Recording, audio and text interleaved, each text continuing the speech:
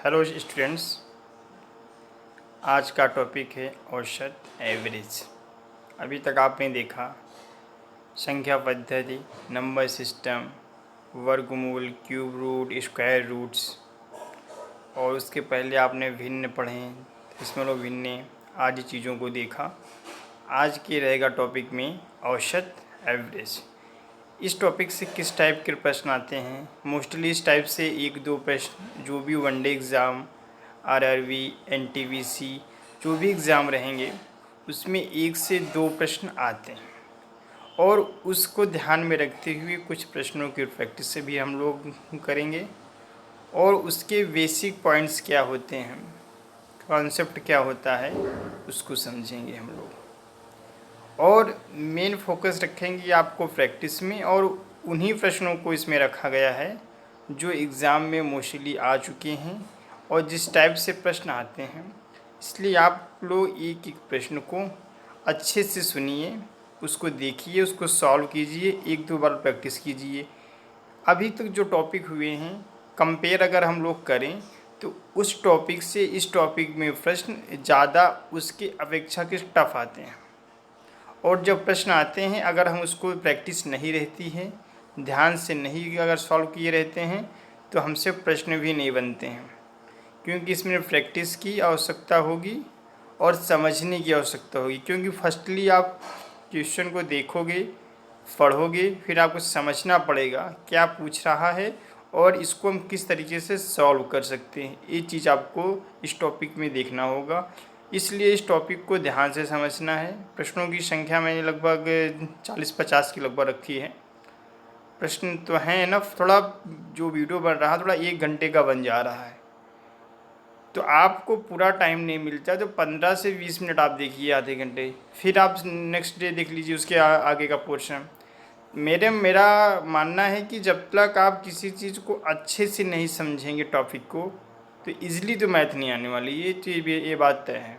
उसके लिए आपको पढ़ाई करनी पड़ेगी, मन से पढ़ाई करनी पड़ेगी, और एक एक पॉइंट्स वाइज, टॉपिक वाइज आपको समझना पड़ेगा, उसकी प्रॉपर प्रैक्टिस रखनी पड़ेगी, तब आप जाके कुछ कर पाएंगे इसमें। तो हम लोग बढ़ते हैं आगे कि किस टाइप के प्रश्न आते हैं और उसको सॉल्व करते हैं। ओके, ठीक है। तो बच्चों इसमें देखिए आपकी औसत है आज का एवरेज। एवरेज मीन्स कुछ संख्याएं दी गई हैं, उसका एवरेज कैसे निकलेगा, और इस टॉपिक से किस टाइप के प्रश्न बन सकते हैं हम लोग एक एक करके देखते हैं। ओके, तो ये टॉपिक है औसत, ठीक है। पहला इसमें कुछ हम लोग सामान्य नियम देखेंगे, कैसे क्या क्या रूल्स हैं इसमें, उसको समझेंगे। इस क्रम में पहला क्या है, औसत हम कैसे निकालते हैं, औसत क्या है, कैसे है औसत। मतलब जैसे मान लीजिए 5 लोग हैं, एक व्यक्ति 4 रुपये अर्न करता है एक दिन में, सेकंड व्यक्ति 10 रुपये करता है, थर्ड व्यक्ति जो है 3 रुपये कर रहा है, फोर्थ वाला व्यक्ति 8 रुपये कर रहा है। तो हमें पूछा जाए कि टोटल कितने रुपए आते हैं औसतन देखा जाए तो उन पांचों को मिला करके, तो क्या करेंगे, पांचों ने एक एक करके कितना पैसा अर्न किया है उन सबको ऐड कर देंगे, और उसमें 5 लोग हैं तो 5 लोगों में उससे भाग कर देंगे, तो वही जो होगा उसका वही औसत होगा। जैसे दिया भी गया है, दिए गए परिणामों का योग, मतलब जो चीज़ दी गई हो, जैसे X Y Z A B C D 5-6 चीज़ें दी गई, 5-6 दिया गया हुआ है, इनको तुम्हें औसत निकालना है। तो क्या करेंगे, सबको ऐड कर देंगे और कितने नंबर्स हैं टोटल उससे उसको डिवाइड कर देंगे। जैसे 4, 8, 12 और 6 का औसत निकालना है, तो क्या करेंगे, 12, 8, 20, 4, 24, 6, 30/4, तो 4 सते 28, बचा कितना, 2, 4 पंचे 20, 7.5 हो जाएगा। तो इस टाइप से हम औसत निकाल लेते हैं। फिर सेकेंड चीज़ क्या है, जैसे एक व्यक्ति है वह कुछ दूरी तय करता है यहाँ से लेकर के यहाँ तक, ठीक है। क्या माना एक व्यक्ति एक निश्चित दूरी x किमी की घंटा से चल रहा है तथा उतनी ही दूरी y किमी से चल रहा है तय कर रहा है, तो औसत बताइए। इससे हमारा मान लीजिए यहाँ से यहाँ तक, ठीक है, कितने से x से चल रहा है, ठीक है, और फिर यहाँ से यहाँ तक y से चल रहा है, तो इसकी औसत दूरी निकालना होगा। तो हम ये चीज़ पूछ लिया जाए कि और दोनों दूरियां क्या हैं, इक्वल हैं, a और a इक्वल दूरी है, तो इसकी औसत चाल क्या होगी, व्यक्ति की औसत चाल क्या होगी। पहली तो उसने मान लो 1 किलोमीटर चलना है, मान लो 20 किलोमीटर के हिसाब से चल रहा है, फिर उसने 25 कर दिया, तो उसको हम y के फॉर्म में लिख सकते हैं। अभी हम x और y के फॉर्म में मानेंगे, तो उसकी औसत दूरी क्या होगी, औसत दूरी क्या हो जाएगी, 2x मतलब 2 गुणे चाल, औसत चाल की बात हो रही है, 20 गुणे 25 बटा 20 प्लस 25 करके इसको हम सॉल्व कर लेंगे, जो फाइनली आंसर आएगा वही आंसर हो जाएगा। ठीक, समानांतर श्रेणी क्या है, ए प्लस डी, ए प्लस 2d, ए प्लस 3d एक समांतर श्रेणी में है, जिसका पहला पद क्या है, ए है, समानांतर क्या है, डी है। ठीक है, तो एनवां पद क्या होगा, ए प्लस n माइनस 1 का ब्रैकेट में समानांतर डी हो जाएगा। ठीक, n पदों का योग क्या होगा, एस एन, एन अपान 2 ब्रैकेट में 2a प्लस n माइनस 1 का d हो जाएगा। ठीक, समानांतर मतलब क्या होता है, अरिथमेटिक प्रोग्रेशन एपी। ठीक है, एपी को कैसे करने हैं डिनोट, पहला जो उसमें नंबर से उसको ए मान लो, सेकेंड में ए प्लस डी हो गया, सेकेंड में ए प्लस 2d, फिर ए प्लस 3d, ए प्लस 4d, इस टाइप से वो श्रेणी बढ़ती जाएगी। तो उसका जैसे एनवां पद निकालना, nth टर्म निकालना है, यंत्र या फिर उसका सम निकालना है nth पदों का, यंत्र टर्म का, तो उसके लिए आपको ये दिए गए हैं फार्मूले। तो इसको आप अच्छे से याद कर लीजिए, इसका यूज होगा, इससे संबंधित प्रश्न आते हैं और आते ही हैं। एक प्रश्न आता ही एग्ज़ाम में, अगर कोई भी जैसे आरआरबी हो गया, एनटीपीसी में है, रेलवे में भी है, तो वहाँ पर इससे संबंधित एक प्रश्न आपके ज़रूर आएंगे। ठीक, आगे चलते हैं हम लोग। यहाँ पर क्या बता रहा, कुछ संख्याएं हैं, उनका योग के लिए हम लोग एक तो उसको योग निकाल सकते हैं ऐड करके, कुछ उसके शॉर्टकट होंगे, तो उसको कैसे निकालेंगे। तो पहला क्या है, प्राकृतिक संख्याओं का योग, तो 1/2n+1 जितनी संख्याएं दी गई होंगी उसका मान हम रख देंगे। मान लो 10 संख्याएं दी, तो 1/2 इंटू 10 ब्रैकेट में 10+1, तो हो जाएगा 1/2 इंटू 10 इंटू 11, 1/2 n और n+1। ठीक, इस टाइप से हम लोग इसको सॉल्व कर सकते हैं। ठीक, इसी टाइप से प्रश्न आते हैं इसमें। ठीक, तो ये हो गया। फिर क्या है, n विषम प्राकृतिक संख्याओं का योग, विषम जैसे क्या होगा, 1, 3, 5, 7, फिर 9, फिर 11, एक आगे करके छोड़ की जो संख्याएँ आएंगी वो विषम संख्याएँ होंगी, तो उसका योग क्या होगा, उसका n स्क्वायर। मान लो 10 विषम संख्याएँ हैं, तो उसका योग कितना होंगे, 10 संख्याओं का स्क्वायर हो जाएगा, 100 हो जाएगा। ठीक, प्रथम 10 संख्याओं का योग पूछा जाएगा, तो इस टाइप करेंगे। प्रथम n संख्याओं का, प्रथम 20 सम संख्याओं का योग क्या होगा, यहाँ n की वैल्यू 20 रख देंगे, n ब्रैकेट में n+1 करके 2 कर देंगे। ठीक है, प्रथम n प्राकृतिक संख्याओं का के वर्गों का योग, मान लो प्रथम 5 प्राकृतिक संख्याओं के वर्गों का योग पूछ लिया जाए, तो n की वैल्यू 5 लिख देंगे और इस फार्मूले को लिखेंगे और उसमें n की वैल्यू 5 लिखेंगे और उसको इजीली सॉल्व कर लेंगे, हमारा आंसर हमें मिल जाएगा। ठीक है, n प्राकृतिक संख्याओं के घनों का योगफल, 10 संख्याओं के, प्रथम 10 संख्याओं के क्यूब रूट्स का या क्यूब का क्या होगा योग, तो इस टाइप से हम निकाल सकेंगे। फिर उसका औसत निकालेंगे, उससे डिवाइड करना रहेगा। ठीक है, हम लोग आगे चलते हैं, देखते हैं। देखो एक एग्जाम्पल्स दिया गया है, इसको भी आप देखिए, समझिए, थोड़ा थोड़ा अच्छे से हो जाएगा। क्या कह रहा है, 50 प्राकृतिक संख्याओं का औसत बताइए। तो क्या होगा, हमने इसके लिए पहला फार्मूला पढ़ा था, 1/2 n ब्रैकेट में n+1। देखो यहाँ लिखा हुआ है, इसने लिख भी दिया है, अच्छा किया है। अभी तुमको हम एग्जांपल दे रहे हैं, फिर क्वेश्चन सॉल्व प्रैक्टिस की जाएगी। तो प्रथम 50 का है ना, तो n की जगह 50 लिखेंगे, n+1 लिख देंगे और सॉल्व कर लेंगे। तो 50 × 51 हो जाएगा, और इसको सॉल्व करने के बाद इतना हो जाएगा। ये क्या होगा, योग हो गया। औसत पूछ रहा है, तो कितनी संख्या है, 50। क्या था औसत निकालने के लिए, संख्याओं परिणामों का योग अपान कितने परिणाम है, नंबर ऑफ परिणाम, नंबर ऑफ नंबर्स, ठीक है। तो कितना आ गया, 1275/50, सॉल्व करके इतना आंसर आ जाएगा। ठीक, आगे बढ़ते हैं अपन लोग। क्या कह रहा है, एक कक्षा में 31 छात्रों का औसत भार 30 है, ठीक।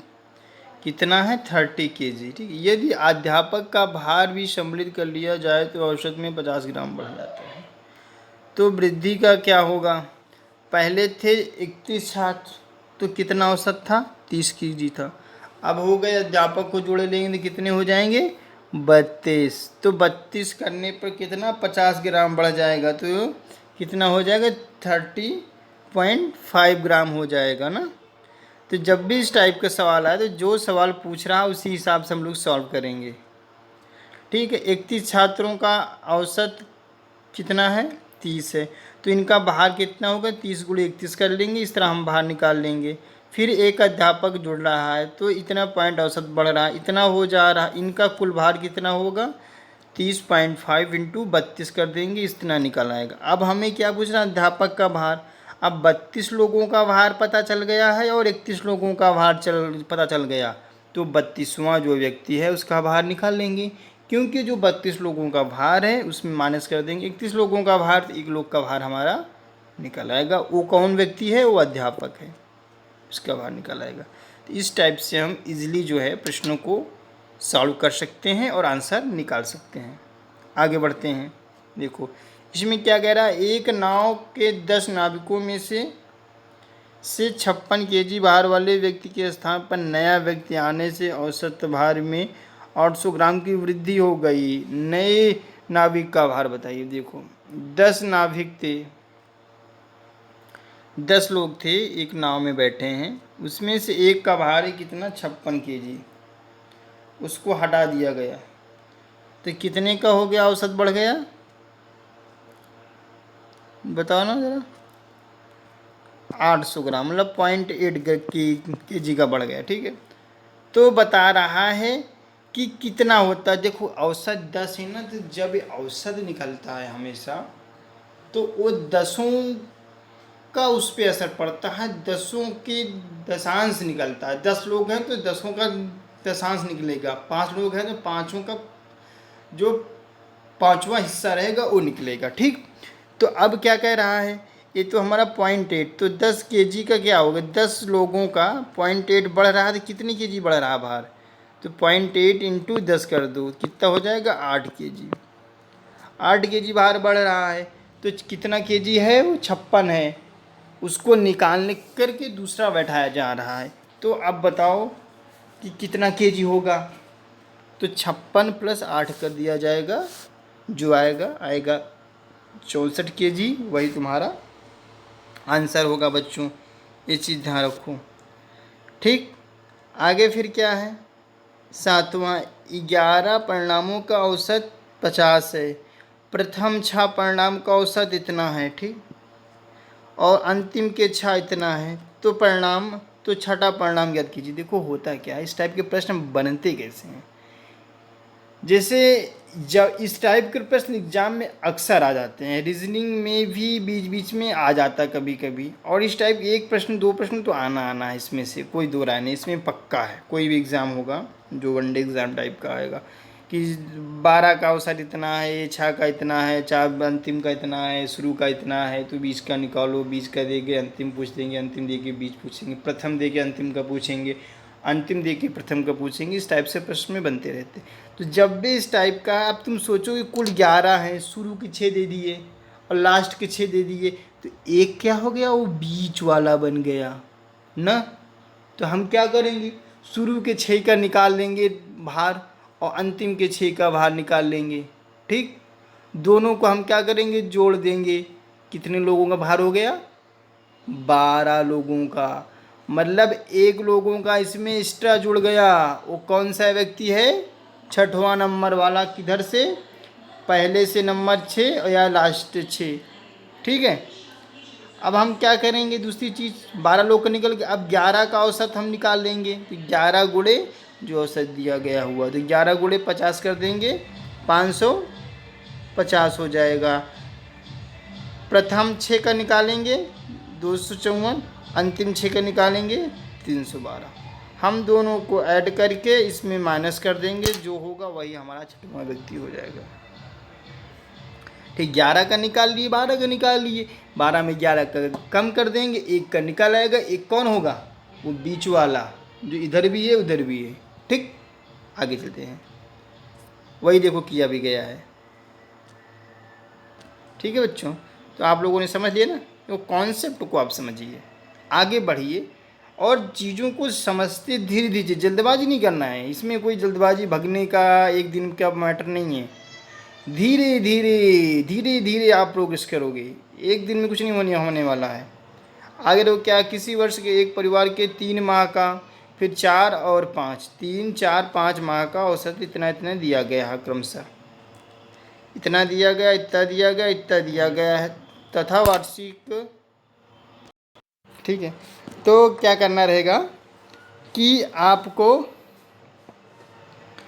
क्या दिया गया, 3 माह का, 4 माह का और 5 का ना, और वार्षिक बचत दिया गया। टोटल आय पूछ रही है, मतलब एक साल में बचत इतनी आ गई। तो हम पहले क्या करेंगे, 3 माह का निकाल लेंगे, औसत का योग निकालेंगे। ठीक है, और फिर योग कैसे निकालेंगे, 3 गुणे 1 जो औसत आ रहा है, जो दिया गया औसत है, तो 3 गुणे 8400 कर देंगे। फिर इसमें 4 माह का दिया गया, तो उसमें 4 से मल्टीप्लाई कर दिए ना। तो पहले 3 से मल्टीप्लाई किए, फिर 4 से मल्टीप्लाई किए, फिर कितना बचा, 5 का। तो 5 से मल्टीप्लाई करते, टोटल महीने कितने होते हैं, एक वर्ष में 12 महीने होते हैं। 3 और 4 7 और 5 12, टोटल 12 हो गए। और वार्षिक बचत कितनी हुई, इतना। तो मतलब 3 महीनों में कितना पैसा कमाया, 4 महीने में कितने कमाया और 5 महीने में कितने कमाया और कितना बचाया है, सबका योग कर लेंगे। ठीक, और जो पैसा होगा वो क्या हो गया, एक साल में उसकी कमाई। अब उसका औसत पूछ रहा है, तो औसत क्या करते हैं, टोटल योग अपान टोटल नंबर। टोटल योग कितना आया, 1,27,200 को फिर क्या करेंगे हम लोग, 12 से डिवाइड कर देंगे। ठीक, और जो आंसर आएगा वही हम लोग आंसर कर लेंगे। तो इस टाइप से ये भी सवाल बढ़ गई, हम लोग आगे चलते हैं। ठीक, चलो।